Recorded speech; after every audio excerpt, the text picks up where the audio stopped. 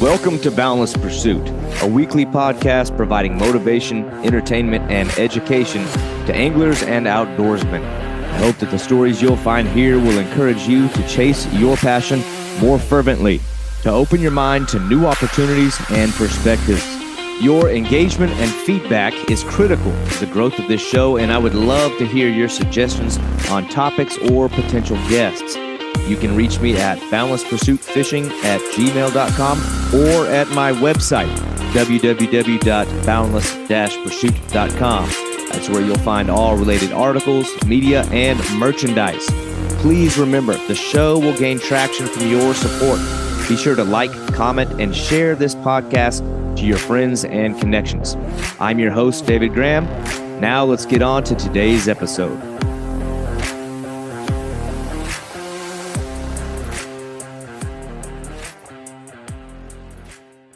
All right, very, very special guest today. Today's guest is somebody that I met about 17 years ago at the Citadel, which is the military college that I went to. His name is Sanford Anthony, and up until very recently, even though we met almost 2 decades ago, I had really never spoken his first name because at the time that we met, Sanford was a senior at the Citadel, and I was just a lowly knob, which is a fancy word for freshman. And this was at a place where just making eye contact could earn you some horrible punishments. So we never really got to know each other like that. And it wasn't until years after graduating that I found out that Sanford, who's a Georgia native, a guy that's from the southeastern United States, was living in Alaska, fly fishing along grizzly bears for steelhead and salmon. I had seen that he had spent time with the Fly Fishing Film Tour road crew, traveling across the country, just chasing his passion for the next bite. And I got to say, I did so with envious eyes because I wear the same ring as this guy. We traveled through the same kind of life journey. And yet here he is chasing his passions. So I just had to use this opportunity to find out how his journey led him through those gates, across that checkered quadrant of our battalion, and into the Alaskan frontier as a fly fishing guide. So we just enjoyed a really cool conversation, catching up after nearly 2 decades to see where our respective lives had led after leaving that place. And the way that Sanford describes his journey and the calculated risks that he took in leaving what might have been a comfortable or safe job is something that I think a lot of people can draw inspiration from and relate to. So I think you're really going to enjoy this one. This is Sanford Anthony. All right. You know what that means? That means we're rolling. So Sanford, I can actually safely say your first name now. What are we, like 17 years removed from my last opportunity to even talk to you? So for people listening, I have a fellow Citadel graduate on here with me. Hope to make that kind of a common theme on this show for as many Citadel guys that I can find that actually enjoy the outdoors. But Sanford, you and I were actually in the same company, but you being a senior, me being a freshman, we just kind of weren't really allowed to speak. Could be a bad situation, but it's good to finally get to know the angler and not just the Citadel guy. Yeah, absolutely. Thanks for having me on. It was, I guess like you and I talked earlier, I wish I had known what I know now about who you were when you were a freshman. It probably would have made for a little more interesting of a year, at least sneaking off to try to go fishing in the marsh behind the school. Yeah, I think the only reason you ever had to come into my room at that place, and now this is a military school that we're talking about. People can be like, what the hell are these guys talking about? Normal old college dorm rooms don't act like that. But we went to a military college where there's it's sort of against the rules for a freshman to talk to almost anybody. And now at that school, they're called knobs because you get your little head shaved and it's bald and you look like a little doorknob running around. But especially you're not going to talk to a senior. But I remember the only time you'd ever come into our room was to bum some dip off of my roommate or to rummage around in our drawers and leave them open in search of snacks and candy. So yeah, it's a long-standing tradition in the Citadel of seniors feeding themselves out of freshmen's rooms. Yeah. Thanks to all the knob mom and dads out there for keeping the seniors' bellies full. I had a really awesome job my junior year, or maybe it was, my memory's gotten so foggy of that place. Maybe it's a good thing. It's I'm eliminating bad memories. But no, I was the supply sergeant my junior year. And it's funny because I had convinced all the knobs that as supply sergeant, it is my responsibility to inventory all of your items when you matriculate. Like, oh, that's contraband, and that's not allowed. So I'm gonna have to inventory those items and keep them safe in my room. So Absolutely. I seized 3 years worth of snacks, and they never saw those snacks ever again. I mean, I was Well, I like, mean, you were only doing your job. Let's be honest. all right. Well, I may or may not have been operating like a black market snack like center out of my room. I was like, y'all can buy these back at the end of the year, wheeling and dealing people's moon pies and Tootsie Rolls. But Oh, anyway, I feel like I vaguely remember, I dared not let my eyes deviate off of like a straight line from that school, but I feel like I remember seeing, maybe it was you. Were you involved in like the Rod and Gun Club or like the yeah. Okay, because Yeah, I kind of absolutely. swore I remember seeing you out on the quad, which, mind you, people who are listening, you go out on the quad to practice like rifle efficiency or to like physical fitness assessments and to like move around. It basically looks like a giant checkerboard. And Right. cadets who are dressed in military attire only go onto the quad to do like, military related movements and drills. And then I do remember seeing, and I know you as Anthony. I didn't even know what the hell your first name was. Walking across the quad, practicing your fly cast. I was like, what the hell is that guy doing? So then that's when I actually learned that there was a Rod and Gun Club, which sadly I actually never got involved with. But I feel like I vaguely remember seeing you out there practicing your fly cast on the quad, which I thought was pretty awesome. Yeah, it was I was like just, like a lot of people in the beginning stages of the fly fishing thing and getting frustrated with, not being able to get past that like 30, 35, foot mark with consistency. And Yeah. it's funny you tell that. I remember a story of another classmate walking up and he's like, "Oh, you're trying to get into it." I'm like, "Oh, yeah, yeah. I mean, the fly fishing thing, I think it's super cool." And he's like, "Well, let me see your rod." And he takes it and just fires out like what at the time I thought was like the most beautiful, perfect little loop. Everything went great. Shoots all the line that I had stripped out and like hands me the rod. And he's like, "I like it. Nice little stick." And I've been trying so hard to do that, and you just made it Yeah. look so effortless. Yeah, and but honestly, that's where a lot of the roots of my whole fly fishing journey started there. And back home in Georgia during the winter breaks in the summer, and just trying to figure it out. Yeah, that's good. It's funny how that school works. I feel like I developed a deeper appreciation and passion for fishing from the Citadel. You learn a lot of very important life skills at that school, like how to shine brass and how to polish a shoe. Things that you'll carry off and to the rest of your life. You know what I mean? And never But do again. yeah, yeah. But I do remember how shitty that place was. And I mean, a lot of guys go to that school and, they're like legacy people, like their dad went there and their grandpa went there. Or, I had no idea what I was doing. I don't even know why I went there. Everything was new to me. I think where I benefited was I had two older brothers that just kicked my ass my whole life and like treated me like dog shit the whole time. So it was like I had the right, I don't know, sense of humor. I think if you just have it, I mean, I thought it was hilarious. Like some of the stuff the guys would like call me and say to me, I was like, "Oh my god, that is great! I got to write that one. I got to use that one." So that's why I don't know. That's what made it easier for me. But anyway, like some of the stresses of being there, it was is like I needed that like form of meditation. The rare instances we got to get out of school, and so part of me sort of like hates that my 4 years at that place, I spent not enough time with the classmates. Never went into like Charleston to go get drunk with the guys, like a couple of times. Never just went out on like the town. It was like if I had time to get away from there, I went home. I went to like local waters. I like found my kayak, my canoe at the time, my little John. I just went fishing every single time I could. Maybe on days that we weren't supposed to be off campus, I somehow found myself off campus, but like I needed fishing more than like ever before when I was at that school just to like reset, rewind, calm down. It was like therapy to me. So it was like, I don't know. I feel like the 4 years there where, you're kind of existing in this, I don't know. There's like this layer of stress always looming over your head to make sure your academics are balanced with the stuff you have to do Citadel wise and what am I going to do with my life when I get out of this place? And so it's like I needed that reflective time out on the water. So it's like I don't know, my passion for fishing really grew at that place. And I imagine yours probably did something similar. I mean, did you share kind of a similar experience coming out of there or being there?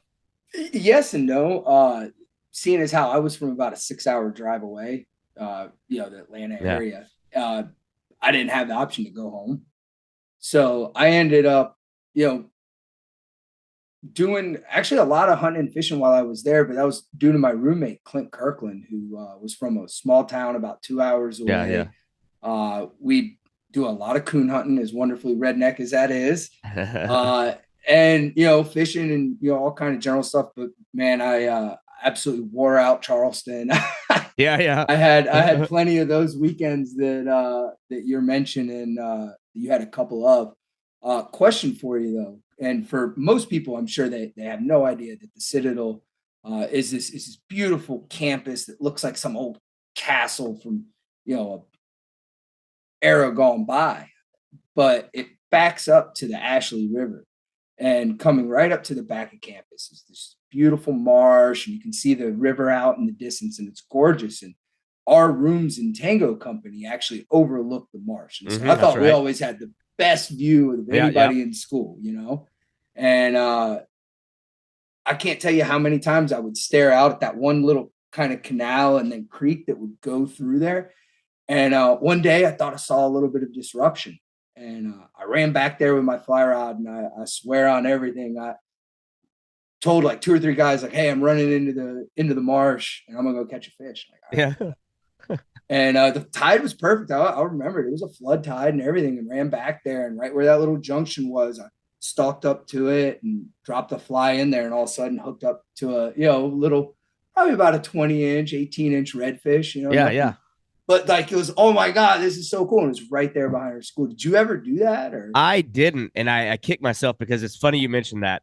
The guy that was my like mentee knob, I guess, remember that when we were seniors? Yeah, you get mentor, mentee. You get like assigned whether you like it or not to one that is your mentee, and then you mentor them by making them like do your laundry and making them iron your clothes. Like that's good mentorship, you know what I mean? That's good. That's good development of character.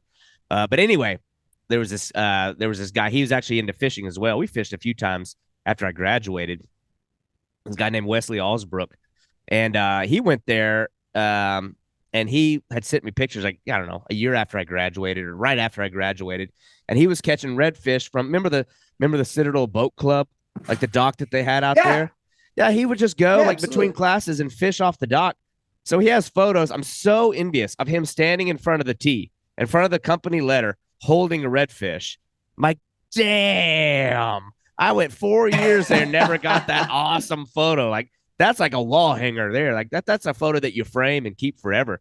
I was like, oh my honestly, gosh, I never did it. I pulled the old fly fisherman. I had it in my hands, and I remember kind of like looking around and like looking back at school, and then I just ducked it back in the water and let him swim off. And that's funny. Yeah, through the marsh. I don't know how I don't. I mean, I imagine that fish probably didn't survive that trek all the way over to the into the battalion. But anyway, but yeah, it would have been a better story had we grilled fillets in the battalion somehow. Right? Yeah. Knob, eat that. Make sure it's safe. But yeah, that's funny. No, well, I did. I mean, I fished locally around the beaches. I remember there was one time I took all the guys out knob year. We all went out to, I think it was Isle of Palms or Sullivan's Island, because they'd seen my pictures catching sharks and stuff from the beach and wanted to do it. I was like, oh well, we can go, but hell, we probably won't catch anything. Like go out there and just at least chill out on the beach with a few lines in the water. It was like a great day. I remember I took like a half a dozen of the guys out there. We all it was like the best day of just like surf fishing for black tips. I mean, it's like, just your basic black tip sharks. But for a lot of guys, a 80-pound black tip is like the fish of a lifetime. It's like an amazing experience. We went out there and just tore into black tips. But other than that, didn't do a lot around Charleston. But I lived in Moncks Corner, so I was never more than a half hour from home. So I guess I had the luxury of just going home, but I don't know, kind of interfered on some of the relationship building with the guys, but still came out of there with great friends. But anyway, I don't want this to become the Citadel talk, because it alienates most of the people that might be listening. That's why I never tell Citadel stories. People look at me like, the hell is this weirdo talking about? Like anytime I start to go down that rabbit hole, but you just can't help it. And it's like, I mean, hell, here I am looking at a guy that we were in the same company. But anyway, but I am curious because somehow, some way, I found my way to your page years after the fact, and I saw, the imagery of where you're at in Alaska, like rafting past a bunch of grizzly bears, like in the water with these awesome fish. I'm like, I remember him being kind of like a southern kind of guy. Like, how did he wind up there after the school? So I'm curious, and you have not told me this in detail yet anyway. So this is sort of like fresh on my ears. Like, I want to know like your journey to guiding in Alaska from being a Citadel graduate from Georgia. Go. Yeah, go ahead. Just lay it on me. So I guess, like most guys, you graduate college, you're trying to figure out things. I bet like most guys in Charleston, if you've never been to Charleston, South Carolina, for those of you listening, you need to go. It's just truly an amazing town. The food's incredible. The nightlife, everything's just fun as can be about it. So 22 years old, the last thing you want to do is leave Charleston. And I was, driving around with fishing rods in my truck all the time, 2 or 3 spinning rods, bait casters, fly rods, like somebody, would call like, yeah, I'll get on a boat. Let's go. Yeah. And ended up moving back to Atlanta, wasn't, able to make things work, and just kept trying to do the whole corporate grind. And honestly, I'll never forget it. I was sitting there reading a Field and Stream article about the day in the life of a fly fishing guide out west. And, it's everything from getting the gear ready. And the whole time I'm reading it, I have this mental image of like, that needs to be me. Yeah. And the next summer, or not even next summer, probably a couple months later, I take a trip to Wyoming to the Wind River Range on a trip that I do with a bunch of guys called the Men's Hike. And we spent a week in the backcountry, fishing lakes and creeks, peaking. There was about 11,000 foot mountain there across the valley. So we peaked that, just doing the whole explore out west. And for the next 3 months, it just chewed at me. And I figured out this thing called Sweetwater Guide School and registered with them during their what would normally be kind of the spring break for college kids class. And at the time, I'm like 27. I've done 3.5 years of enterprise rent-a-car. I've been trying to figure out how to be a quote success within the constraints of what everybody lives. And especially coming out of like a military school, I think you have a perspective on life that is a little more rigid, to say, if that makes sense, And I just got this wild hair. Like, I got to go out west. I found out about the Sweetwater Guide School and signed up for the class in April. Told my boss that I was just going out west to go fishing. And you get the basics of how to row a boat, the basics of like, hey, here you're going to do shore lunches. You're going to spend a day driving a jet boat to see if that's something you're into. But it's a lot of training on drift boat rowing, how to put an angler in position, basics of teaching someone how to fly fish, not so much learning how to fly fish. You're expected to know that when you show up. Mm-hmm. But otherwise, the basics of what it is to guide. And ultimately, I think what they're really doing is making sure you're not a complete idiot. And this guy, Ron, has the connection with literally hundreds of fly shops, lodges.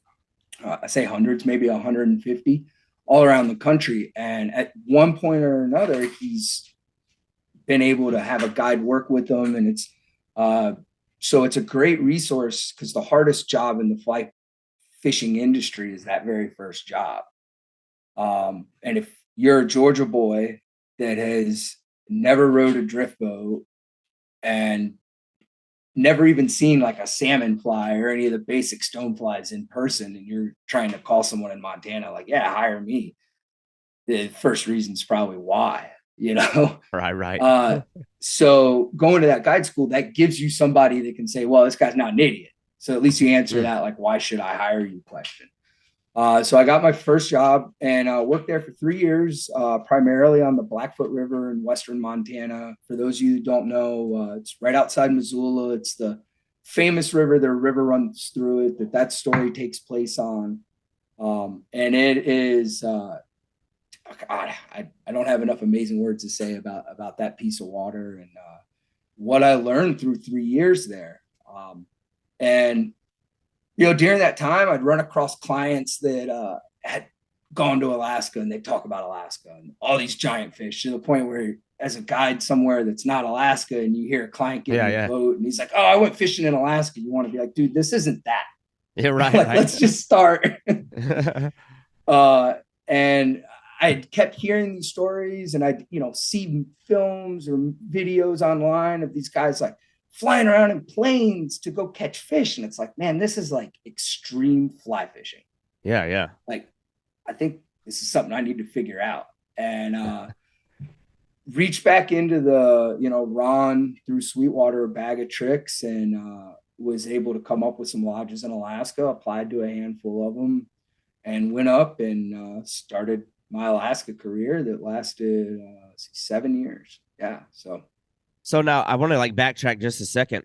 The guide school, how long? You may have said this, and I just missed it. How long are you in this guide school for? And like, it's costing you money, I imagine. Like, how are you making money? Like, this just seems like I am, and I'm curious too. Like, at some point, you had to have notified your boss at the place you work. Like, I quit. Like, I'm curious, like the mentality, because that's like a real reckoning moment that you describe, and that is a very difficult thing to do, especially. And I like that you mentioned, and I went through kind of the same thing. After you go through 4 years at a school like the Citadel, which is kind of like held on somewhat of a pedestal, you almost feel indebted to your ring or indebted to your degree. Like, well, I went to that for 4 years. I got to have a real job.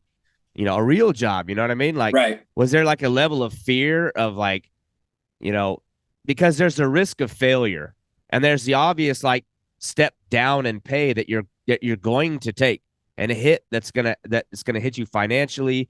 There's a risk involved. I don't know if you lost benefits. I mean, you're risking a lot in taking that step. So I'm just curious with like, because I know that there's people out there listening, or there might be people listening who are sort of at that same phase in their life where they want more, but I don't know, they're like they're scared to like take that gamble. They're scared to do that. So I want to know like more about the decision making process of just, or was it easy? Was it as easy as saying, "I'm gonna go catch big fish, see you later, I quit"?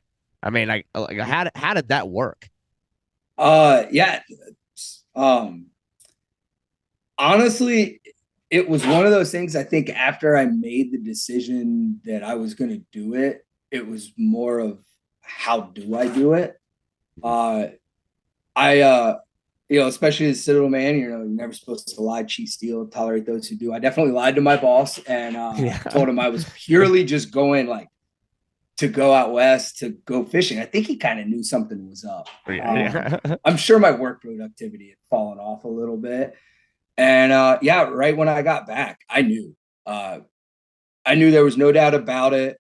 I didn't say anything to my boss probably for a day or two, and I made a phone call to the guy that would end up being my outfitter in Montana, Justin Capps, and he had already had my resume and said he just needed to talk to Ron to go back to the make sure I'm not an idiot thing.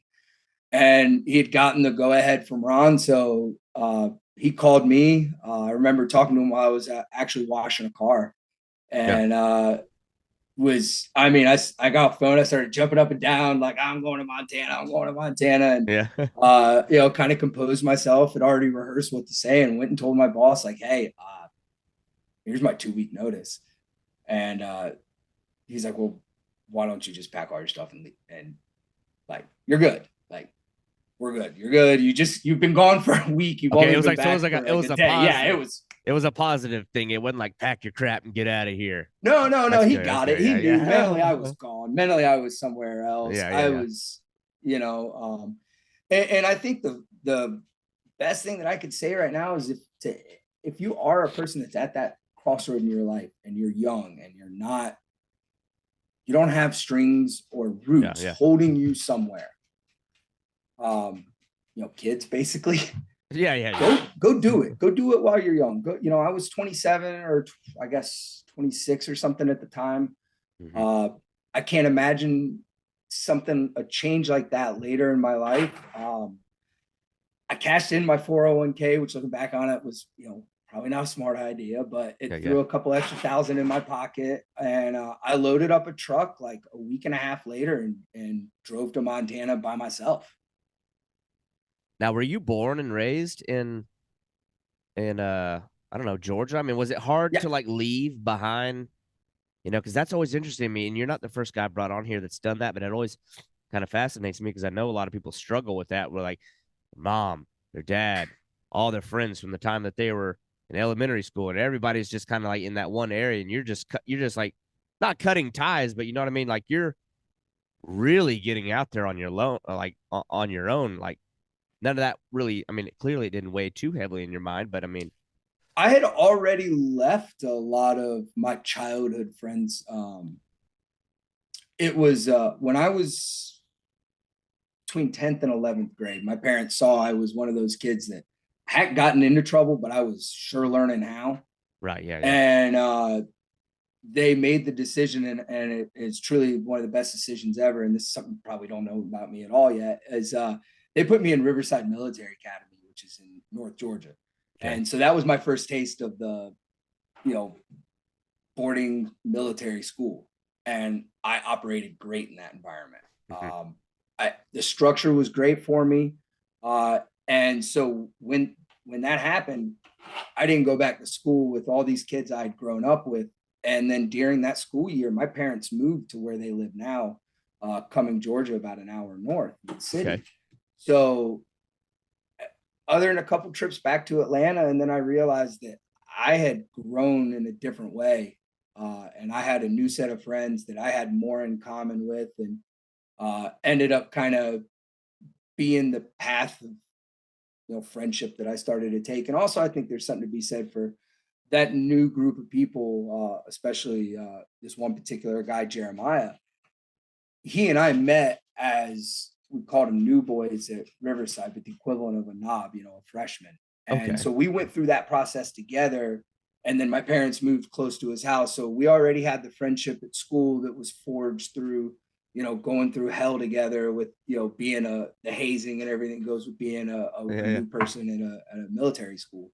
And he's actually the one that really introduced me to fishing.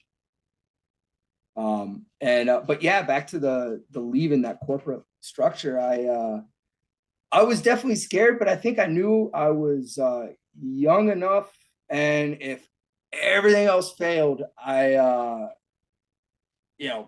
figure out, get some money enough, come home, move back in with mom and dad, rebuild from there, right? Like I think some amount of fear like that is probably necessary to like make your decision more, I don't know, calculated.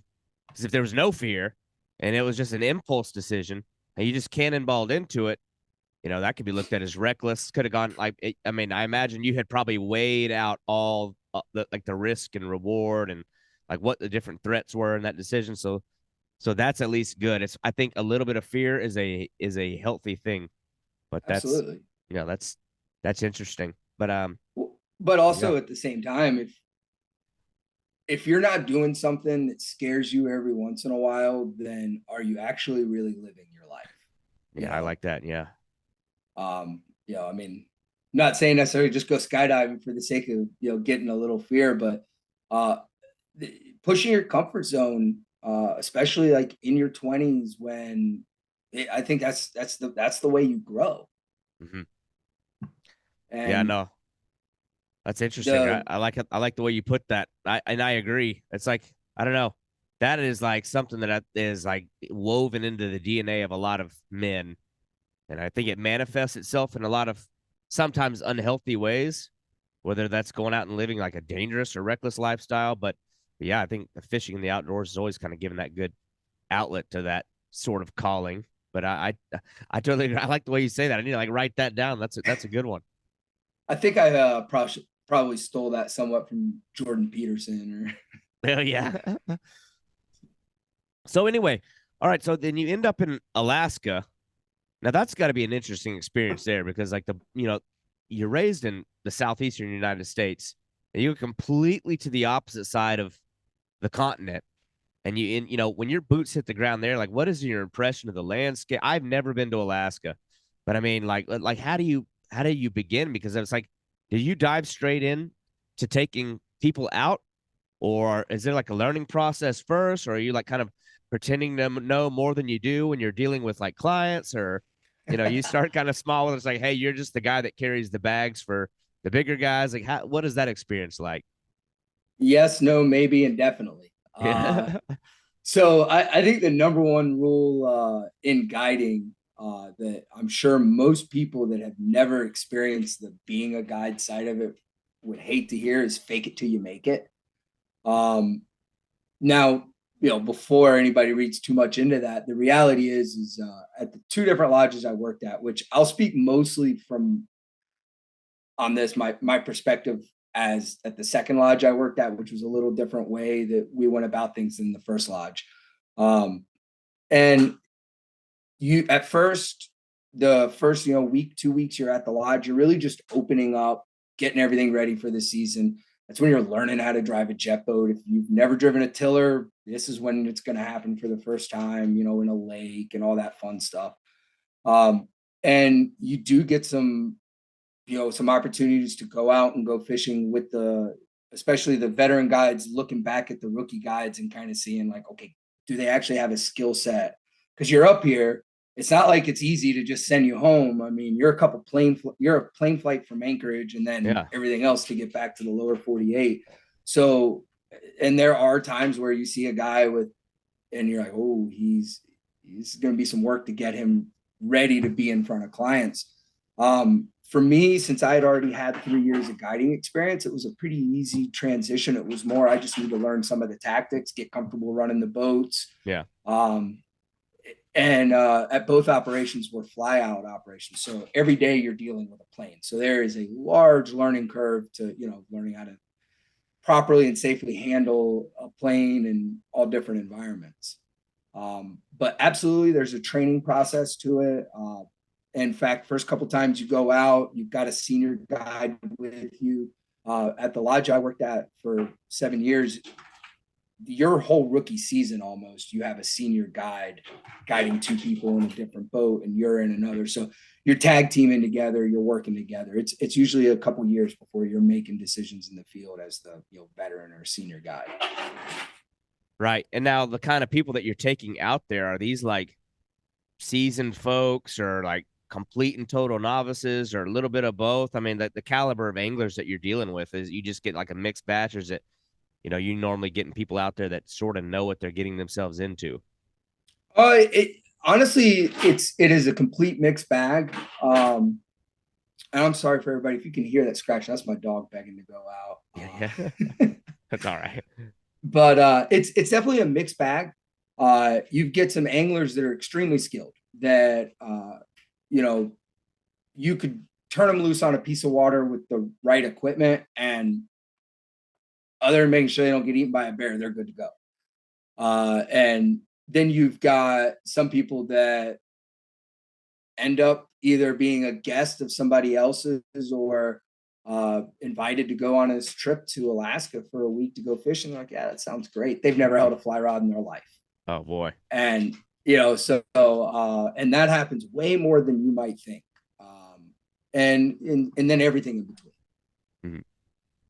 Now, that's interesting. It's funny you mentioned the bear thing. Is like, I hate to be that guy, but like, I'm like a wildlife enthusiast, like at my core level. Like I was that guy enamored by animals before I ever grabbed a fishing rod. Like I grabbed a fishing rod just like secondary to the interest in the wildlife. But the bear thing has always been one that I always felt like if I was like in an open arena, like this isn't the zoo, this isn't like somewhere where there's a barrier. Like if you're just in an open arena out in the middle of the, I don't know, Alaskan landscape, and you encounter a bear, like I'm curious, like you're just some guy from Georgia. what was the experience of like seeing one of those things and knowing that like it has the ability to decide your fate in some circumstance? Like you're at the mercy of what that thing wants to do. You're not outrunning it. You're not out climbing it. You're not out swimming it. You can't fight it. I mean, you can shoot it in the head, but like, what is like? I mean, how'd you overcome that? Because I imagine all I know is if I'm the client and I'm with the guide and I look over and my guide is pissing his pants and getting scared and nervous of a bear, I'm not going to feel super confident. No. Well, you shouldn't. The key to that salmon, like just flat out. I'll tell you right now, everything I have learned about a bear, reading a bear's body language, and hundreds of encounters with bears. If I was in Montana or Wyoming and I saw a grizzly bear, if he was a mile away, he has my full, complete attention the entire encounter from the moment I know he exists. Mm-hmm. I'm going to pay attention to everything that bear's doing, to include if he's circling around upwind and anything like that. Because he doesn't have millions of salmon swimming in a river and in genetic lineage going back thousands of years of like, I patrolled the river and eat the salmon for 3 months out of the year. And so these bears are super habituated to that life cycle. And at the same time, they're seeing plenty of fishermen. Most of the places we go to fish, other lodges are fishing it as well. We were there the day before with a different set of clients. We probably saw that bear. That bear probably saw us. So I think a lot of people set up this encounter in their head when they ask, and it's just not that. Excuse me. I'm not the first human this bear's seen. I don't look like a salmon. I'm not swimming in the river. There's definitely some training with new guides and trying to help them understand what they see when a bear is approaching them is, what the body language of that bear is going to tell you. But by and large, you kind of move out of the bear's way, or the bear moves out of your way, and you just make sure you don't get stuck between a mom and cubs or anything that, and everything's good. Yeah, because I guess the only thing I can relate it to, like in Florida, I mean, people are always going to ask that kind of like naive, not so much naive question, but like the first stop that the mind gets to is like when somebody asks about, you go to Alaska, well, what about bears? And in Florida, it's, well, what about the alligators? And in Oklahoma, what about the tornadoes? Or what about wherever you go in the country, rattlesnakes out west? But I'm curious, like the alligator thing, I get that a lot. And, it's no big thing. It's like when you're around them enough, you kind of understand the reality of like, okay, well, if you just operate, wisely, they're not going to mess with you. But one issue that we do have sometimes, especially, I live right in like the heart of the Everglades. I mean, you cannot go to there are more alligators sometimes than birds. I mean, they're everywhere. It's so common. It becomes so commonplace that you can almost get too relaxed. But a problem that we'll sometimes have is some of the alligators in some areas, especially where there's a lot of fishing, they have recognized and they learned that, okay, I'm not going to eat the fisherman, but he's going to bring me my meal. Did the bear? I mean, is that a risk that you run with the bears? Absolutely. And now, what do you do? I mean, what do you do if a bear moves in and says, "I'm taking that fish from you"? Well, all right. Well, we'll assume that you were dumb and didn't take the steps prior to help mitigate that issue. Yeah. You're. What are you going to jump on your fish to? Like, no, the bear now owns that fish. Right. Yeah. One of the things that we would do is tie our leaders with 12-pound tests. You're going to bring home any salmon except for a king salmon on 12-pound test. You might have to fight it a little bit harder, or a little bit longer, but no big deal.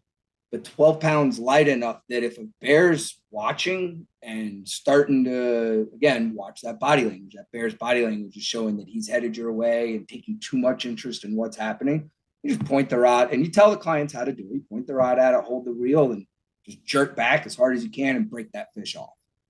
Let it swim. We're standing on the edge of a creek with probably about 1,000 fish sitting right in front of you. Don't worry, dude. You're going to get one on the next cast. We just got to let the bear go away. Yeah, I know they like to use the term the tax man around here. Same thing with the sharks. When you're out in the open water, just gets to a point where letting the fish go is going to give them the best chance for survival, Yeah. not trying to bring them to you quicker. But that's interesting. I guess I want to, stick a little more to the fishing, but like just kind of tell me about some of the species that y'all are targeting. I mean, is there like a special like the biggest, most, I don't know, cherished species is what? I mean, when people come there, what is like the main thing that they were wanting to typically go after? That's actually a great question, and one that doesn't have a single answer because I think it's different for different people. Yep. The beautiful thing about Alaska is it has very, especially from a guide point of view, it has very distinct seasons that happen throughout the summer. And it's all centered, everything in Alaska is all centered around salmon. So you've got king salmon that come in first, and then your sockeye salmon, then your chum, silver salmon, and pinks, depending on the year, come in with chums. So throughout the summer, it's different salmon going on. The reason that's important is different rivers that are like rainbow trout rivers, you're waiting on the sockeye to come in and actively spawn and put eggs in the river to give you the insano rainbow trout fishing that Alaska is famous for. Yeah, yeah. If you're there to bring home meat in the form of salmon, you're coming for king salmon, or you're coming to catch sockeye a little earlier. So it just depends on what each person is their kind of goal is. For me personally, as a guide, and what I feel like the majority of what draws guides out of the lower 48, it's the rainbow trout. They are the largest native rainbow trout in arguably the world. They fight the way an Alaskan rainbow fights is unlike any rainbow swimming in the lower 48. I don't care who you are and where you caught it. Mm-hmm. A 20-inch rainbow will drag a 27 in the lower 48 to death if you tie them together. They are a whole different breed of rainbows. And that is, the 30-inch rainbow. That's the vaulted number, the one that I think, you probably hear one client, you've heard 1,000 say, oh, I'm here to catch my 30. Okay. Yeah. So that's really the ultimate fish. But again, different people, I know people that don't care a bit about rainbow trout, and they want the salmon, and that's all they want. Funny you mentioned that kind of client that shows up there with like these, I don't know, they put those sort of demands upon themselves. They put those sort of demands upon you. I can't imagine that's a lot of fun to deal with. But I don't know. I'd almost rather have the brand new person that's never even thrown a rod, because at least they're willing to like absorb what you're telling them. Because I'm sure you've encountered the people that's like, you can't tell me nothing. You're just out here to, I don't know, watch be your me taxi do driver. Right. Yeah. Yeah. That's what we called it. Is I'm just supposed to shuttle you from spot A to spot B and shut my mouth. But honestly, that's really not that common. You do get a handful of those, but here's the secret: is he's usually got a friend or his wife with him, and almost always that other person is less experienced and or more receptive to coaching. So you just set that guy up, make sure he's good to go, get him in front of a spot where you're confident, he'll hook something. And then you go work with that other person and like really work on getting their technique, work on getting them dialed.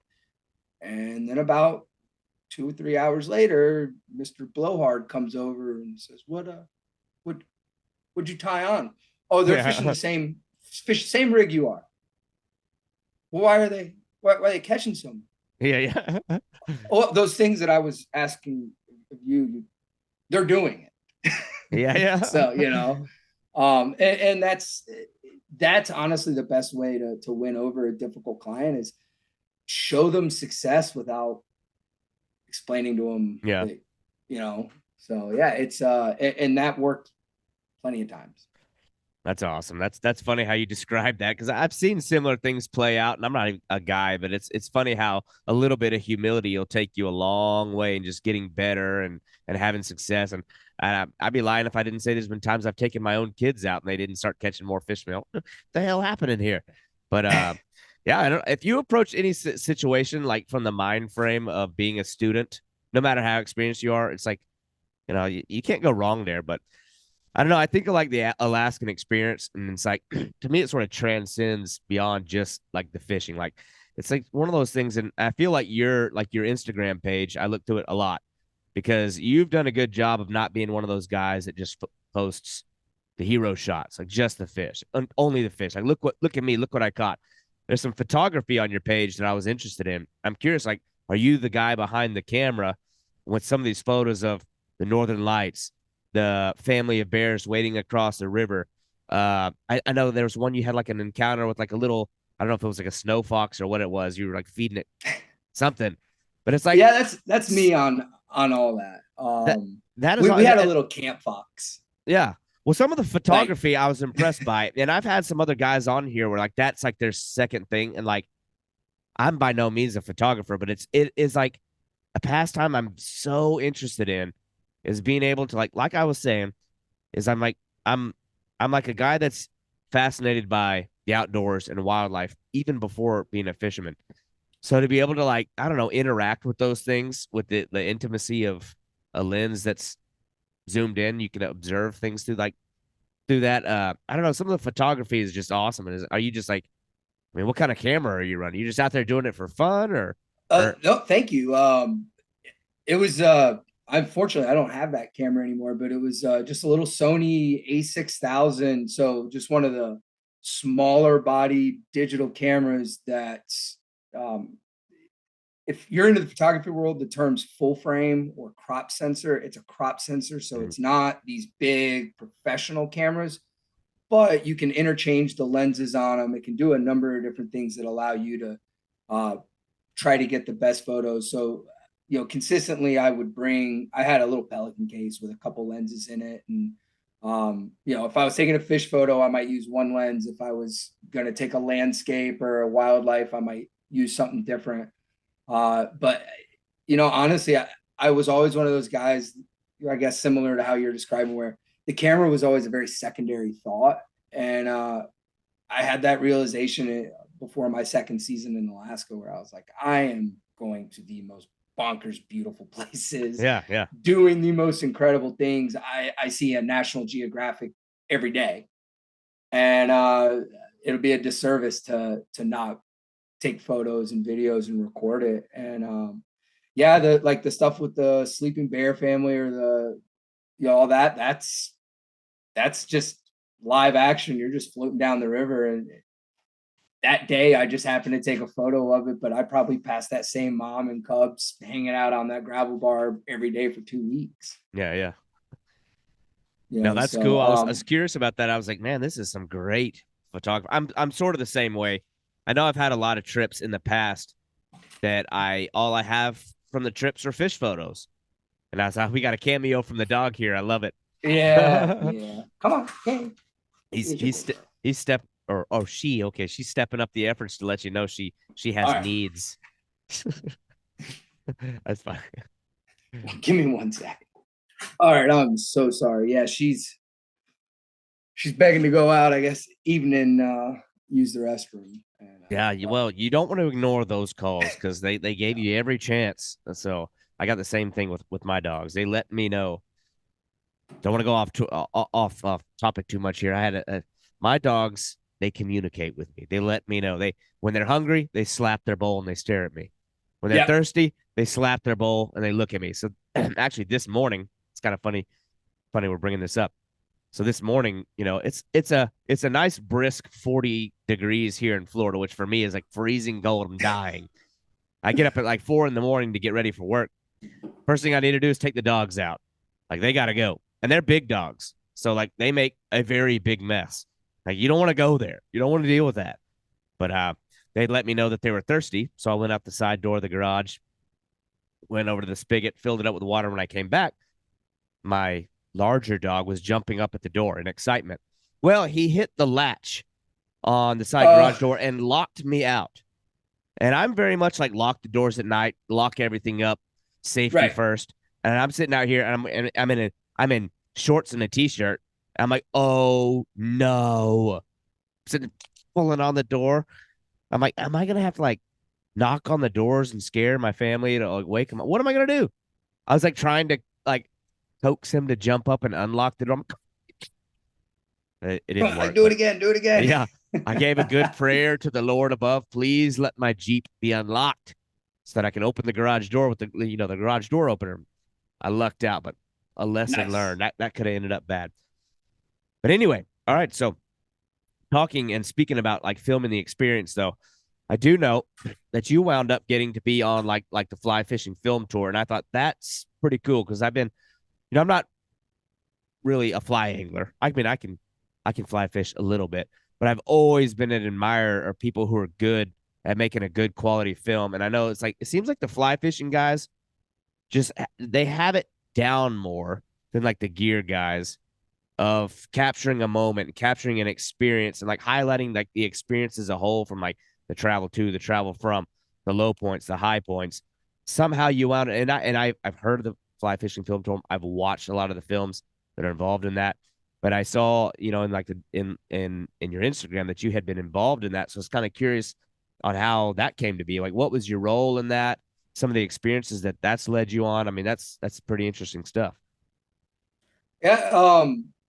Basically, and for a lot of this little segment, I'm gonna have to give all the credit in the world to one of my close friends, Paul Nicoletti.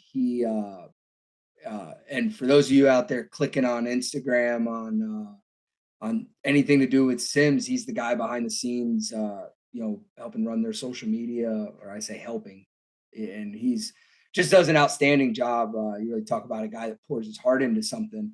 And that's where he had a relationship with the film tour. Every fishing guide in Alaska has the same problem every year. That's what do I do during the winter? We make a boatload of money during the summer, but uh, for a lot of us, that starts to run low. And Mm-hmm. so you got to figure out something to do in the film tour. For those of you don't know or have never heard of it, it is a independent fly fishing film tour that travels around and puts on. It's about 2 hours worth of films. Each film's 10 to 15 minutes long. They're independently submitted.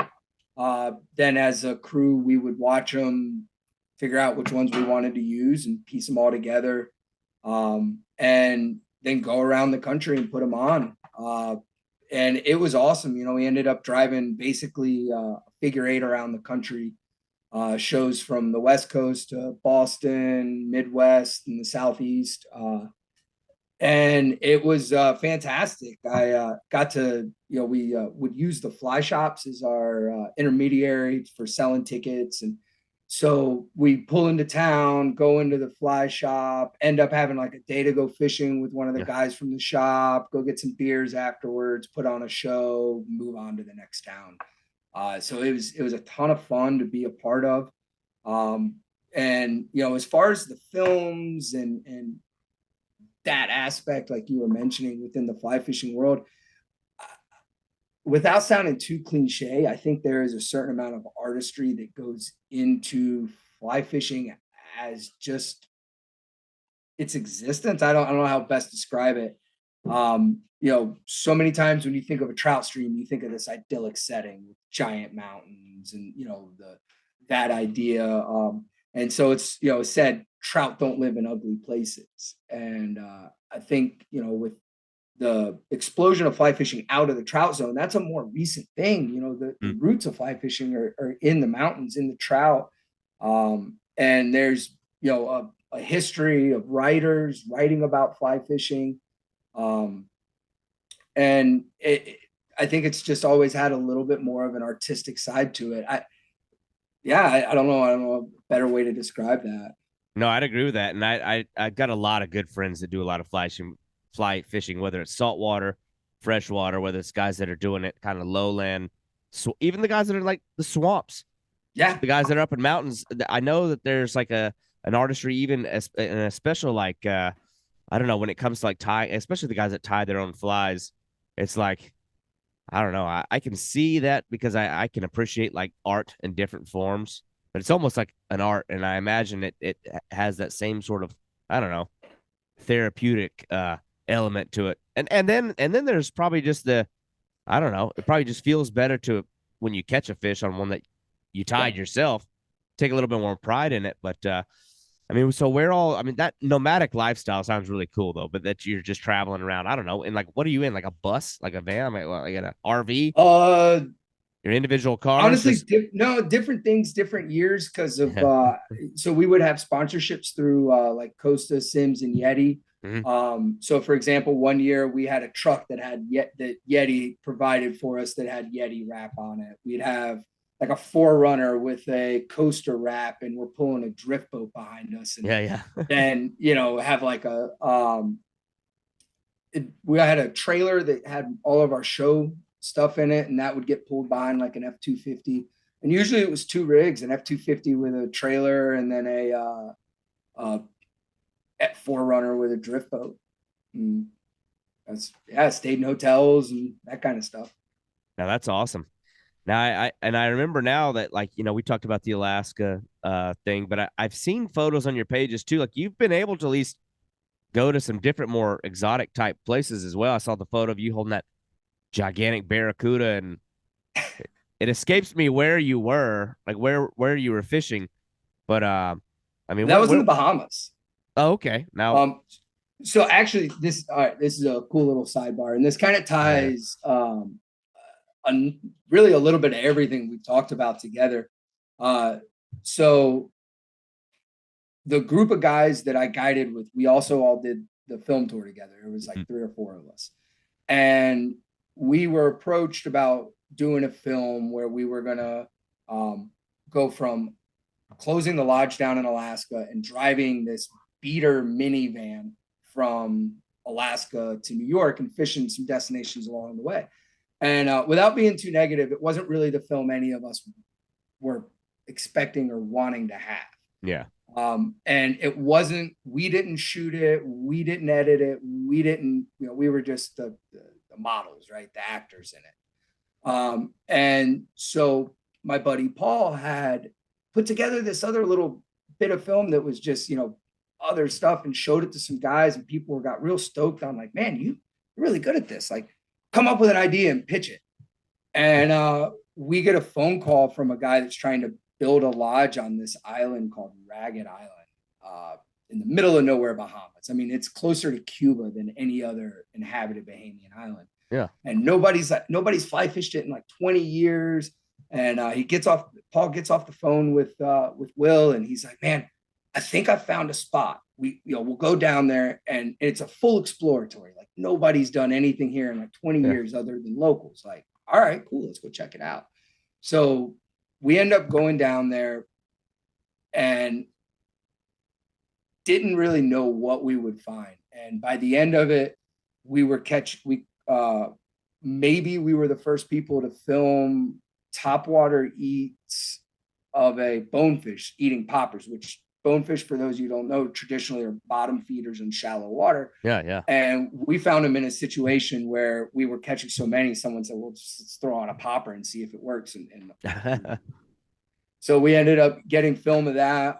I got that monster cuda. We got a lot of that footage for that actually on drone footage. It's freaking incredible. And then at the end of the film, my buddy Rex got a permit. Which permit on the flats on a fly is like one of the more difficult, challenging, things to make happen. So we were able to put together this whole trip in a week of fishing, and we had no idea what we were getting ourselves into. And the name came to us. It was Expectations, because as fishing guides, we'd always dealt with somebody else's expectations. Right. Yeah. I'm coming to Alaska. I'm going to catch a 30-inch rainbow, and you're the guy that's got to make that happen. And so we realized we had gone down to this island with like hopes of like maybe what we'll encounter, but literally no expectations. Like, all of us had fished enough and in enough different places that it was like, hey, if we just go with a good group of anglers with the idea we're going to have a good time and work hard and fish hard and work together to figure it out. Like by the end of this, it's going to be awesome. And that's exactly what it was. And I can't, say it enough. Like if you're going on a vacation or a trip to go fishing or hunting, you've got to leave the expectations at home. Let the trip just come to you. Like let it be what it is. You can't go shoot that 200 class deer just because you paid the money. You can't catch the 30-inch rainbow just because you paid the money. But if you're so obsessed with the 30-inch rainbow, you might look past the 500 other things that were amazing. Yeah, no, that's awesome advice. And I share the exact same sentiment. That's kind of been a common theme and a tone of this podcast, even its early infancy with some of the guys I've brought on. But I think it's really hard sometimes for fishermen to let fish be almost like secondary to like the experience as a whole. Or like the fish are like, I don't know, they come like subsequent to the enjoyment of everything else. Not, to get too crazy as far as thinking there's like these spirits that be, but like I think if you approach these kind of things with like a level of humility to where you're out there just enjoying time with good friends and the guys, and you're taking the time to like keep your head on the swivel and absorb that which is around you, I swear that like the fish they will come. Like it's like and it feels more like, catching the fish just feels more like a reward when you approach it like that. Because I never want my fishing to be like a task where it's like, all right, I want to travel to this location because I want to catch this fish. And it becomes like it's very much like objective based fishing to where it's like, if I'm going there to do this. And if I leave here without that, everything was a failure. And never mind you going and being under the northern lights as you've done, or encountering incredible wildlife, or seeing something amazing. But I know I try to always like not be so laser focused on catching the fish because I'm convinced that there's things happening around me that I can't afford, like with my mentality, to miss. So that's awesome, especially for it with a group of it being like guys who are guides. You're out there able to just be fishing. So that's right. cool. And I know that the landscape of the area you're in looked really, really cool. But yeah, sometimes the fish is just like, I don't know. It's like the cherry on top to the bigger picture. But more people need to approach it that way. And I don't know. I feel like sometimes social media has made that harder to do, where it's like, it's about the fish. It's about getting that big, hero shot. So especially when I like gloss over people's pages, I don't know. It's cool to see big fish, but like when I see that guys have like tied in photography of, I don't know, a bird or a broken down car, or like they're actually putting out there the parts that sucked. Right. It's like, okay, there's a guy that's humble. There's a guy that like appreciates the part of the story where things didn't go to plan, because to me that's always the best stories.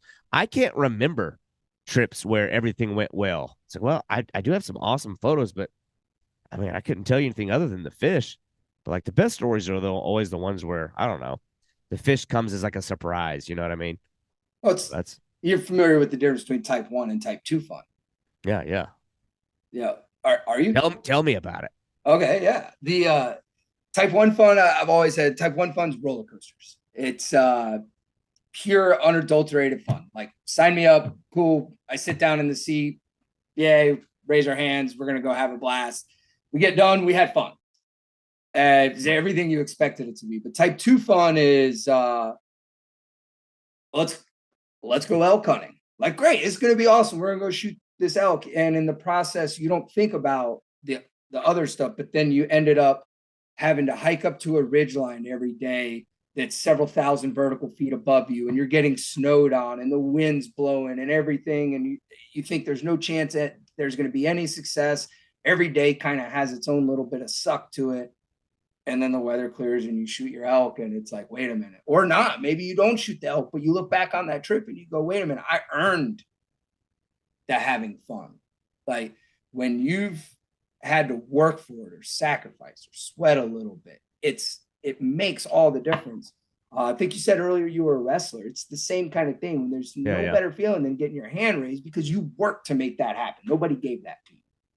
And the best type of fun, especially outdoors, is truly when you work for it. Like, don't get me wrong, everybody loves a day where you go catch 100 fish and it's all great, but it's the day that you catch one and you had to do something really weird to catch it. Like, that's the fish you're going to remember. Yeah. Well, if the days that you go out and catch 100 are only good because you remember the days that the hundreds of days you went out and caught none.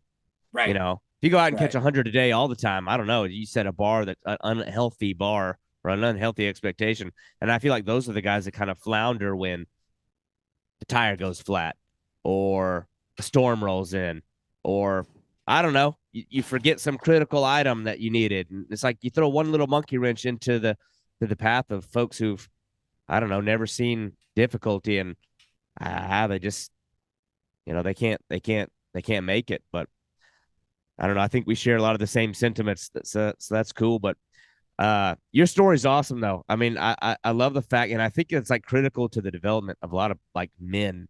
They're like, we need that sort of like venture out of the comfort zone, and whether it circles us back to exactly where we started, like I don't know, some element of leaving and doing something on your own and doing something hard.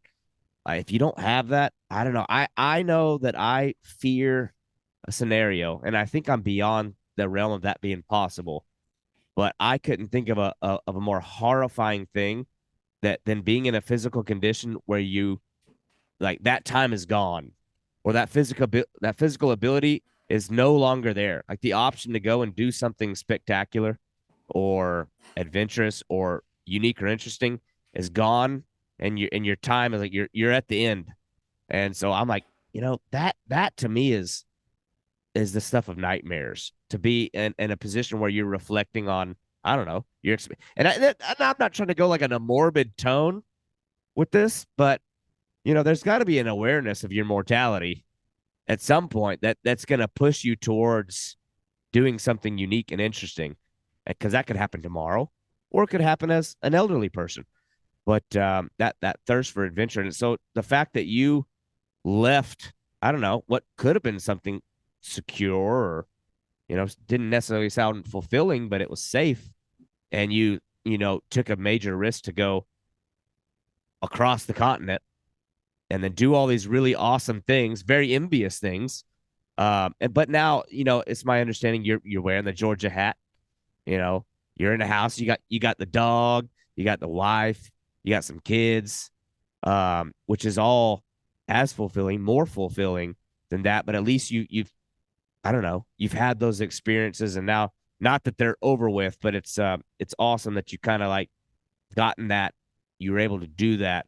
But I am curious though, like now, you know, like, are there still things that you have on the horizon that you want to do, like bucket list trips, or is there things coming up maybe this year or next year, or like, hey, but like when I hit 40, I want to do this, or by the time I hit 50, I want to do that?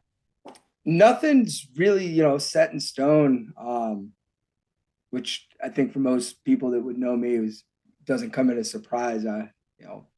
Pretty nomadic for the last 10 years, and met a lovely lady that, for lack of any other terms, nailed me down and made me realize that there was a little more to life than what the next river looked like or what the next fish was going to be. I really want to start guiding again, but the reality of where I live in North Georgia, it's not, the trout fishing's the main draw, obviously, like we discussed earlier with fly fishing. And that's, I'm at the point where that's not the guiding that I necessarily want to focus on. And there is an incredibly healthy striper population in a 40,000 acre lake just 10 minutes from me. And there are opportunities to catch them on a fly rod. It is exceedingly difficult. It makes me want to bang my head on a wall more times than I can count. But I'm in the process of learning that fishery and trying to figure out more about something that's very different. It's pushing a lot of my boundaries as an angler. Not only it's not a river anymore, it's a lake now. There's very different, way you think about everything. Even the terminology is different. I'm learning how to do a lot more stuff that like your tournament bass angler tactics are kind of doing to try to figure more about how to approach a reservoir. And I absolutely love it. And I'm hoping to be able to get back into the guiding through that. But the reality is I don't feel comfortable taking anybody's money right now. I don't. Yeah, I yeah. think we could go have a fun day, but I don't think I'd be able to provide somebody a quality day with regards to what I know about my fishery. And I said earlier, you fake it till you make it, and that's a joke, but I think that there's some extent that you can do that within the guiding world. Um, Without trying to sound pompous, I think most fly fishing guides or trout guides, once they've had a couple years experience, could go to almost any other trout river in the country with a couple days of fishing and start to really get the feel of that body of water and be able to start guiding it. That's not possible on what I've been trying to do. So it's very different. Yeah, yeah. Now that's cool. Are there plans to go back to Alaska, or is that kind of like a distant thing at this point in time? Um, no real plans on going back. The reality of guiding up there is it's a 4.5 month season. Mhm. You're gone from late May to mid October. I There are opportunities to be able to guide like half a season during the busier time of year, but then that takes me away from my family, Yeah, yeah. for that extended period, and then also makes it harder to do other, work functions when you're like, hey, I got to go on sabbatical every year. Right, yeah. No, now you're in that balancing act where, you have to balance your passion for guiding with your passion for doing fishing for yourself with, cultivating the young ones and making sure that they're being properly reared and being a good husband and being a good everything else. And it's like, that's in the position that I'm in. It's like, Dude, it's tough. oh yeah, yeah. It's There's no, tough. it can't be done correctly, I feel like, but it's like, it's interesting because I feel like like the young ones need to look at you and see that you have something that you're passionate about. But you Absolutely. but you can't chase that passion so aggressively that you're like negating that time with them. So it's kind of a weird thing. It's an interesting thing, but it's really hard to kind of to balance that because I know, I don't know. I love my childhood and my parents and my brothers, and I had a great upbringing. But I also feel like, I don't know, I approach life like at the Citadel, especially through the lens of, all right, it's time to quit screwing around. I got to get a job. I got to get a career. I got to like get into this, and that can become a real interesting trap when you're like just part of the machine. You know what I mean? And I know for me as a dad of a six, oh my God, don't let me forget my kids' ages. Coming up on six, a 9-year old and a 6-year old. I don't want them to look at me stressed out, living like running the rat race, having Right. something I'm not passionate about, not doing something on the side, or heaven forbid that I put into their minds that like, okay, well, it's cool, you can play now, but like when you get older, all that play crap's done. And like if you don't, you know, get an education and go get a job, I will never allow myself to, I don't know, be that voice in their lives. So it's like some of that is spoken through just like encouragement, and some of that is like acted out through making sure that they see you have things you're passionate about. But again, it's that balance act. Can't be out there fishing every single weekend. Can't be missing the wrestling tournaments. Can't be missing the gymnastics competitions. Can't be, you just, whoa, you cannot be that guy. So I think we're both kind of in that position now. After our conversation we had kind of off the bar when we talked a little bit more about wrestling and things like that. But Well, I yeah, think I think a big part of it is just like you said, it's sharing that passion. I've got two step boys. They're 10 and 8, and so they're right at that age where like everything's cool. I'm into everything. Let's go, let's go, let's go. And I've been able to carve out, a overnight canoe flow camping trip. I've been able to take them on some other fishing trips that are like, hey, we're gonna go on this fishing trip and do this. and even if they become adults and don't ever pursue that, I think it's important that you're giving them the base of enjoying the outdoors, regardless of what it is. It's just being outside, being away from the screens, all that fun stuff. But then also they see it out of us, out of the adults. I remember being a kid and seeing the adults around the campfire hit that zone that they never get at home, you know? Yeah. And I think that like, those are just the natural progressions that happen when you expose them to that world. And it's, you know, I'm so excited about them getting older, because that opens up the door to more and more. We can try the more difficult things. We can do a little bit more, you know, the older kind of things, the whitewater rafting. Oh, and hey, we're going to dump out of this class 3 rapid, and I need you to cast left, like right away.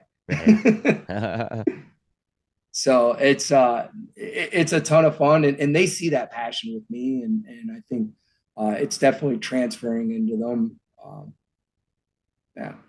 Yeah, well, if they're already on wrestling mats at that age, then there's no avoiding, I don't know, the mental toughness that's going to be developed there. So that's pretty cool.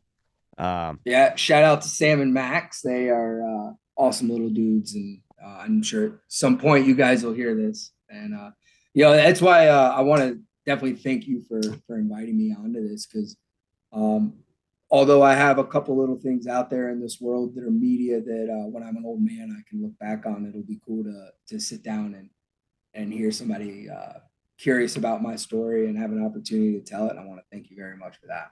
Yeah, for sure. I'm glad I got to get you on here and get to know you more as like Sanford, the fisherman, husband, father, human, and not so much that guy that used to come into my room and steal my snacks and maybe knock a few things over on the way out the door. So yeah, keep you on your toes. Right. Yeah. It can't be an entirely positive thing. You got to, like, you know, not make a little bit of a mess on the way out the door. Type 2 fun. Yeah. But yeah, dude, I really appreciate your time. That was a really awesome conversation. That was a good one. That was what I had hoped for. And so getting to know you on that level is cool. It only took, like I said, almost 2 decades to get to have that real conversation. But yeah, man, it's funny. We're sort of bound by the common interest in fishing and by the whole Citadel thing. So yeah, dude. Yeah. But little sidebar, I got a buddy that's lives down in, because you're in the Tampa area, right? I'm south of Tampa. I'm in Naples now, so even better. But I fish in Tampa all the time. Yeah.